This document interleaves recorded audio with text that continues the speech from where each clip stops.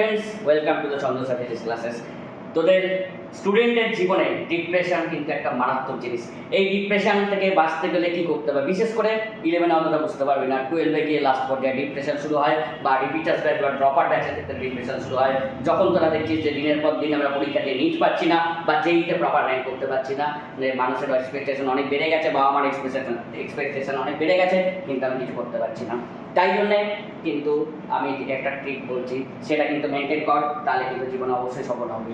প্রত্যেকদিন রাতে শুতে যাওয়ার আগে একটু 2 মিনিট চোখ বন্ধ করে চিন্তা করে দেখ যে আজকে আমি যে কাজটা করেছি সেটা কিন্তু 100% দেওয়ার চেষ্টা করেছি। 2 নম্বর, কালকে আমি যে কাজটা করতে যাব সেই কাজটা কিন্তু আমি 200% দেওয়ার চেষ্টা করব।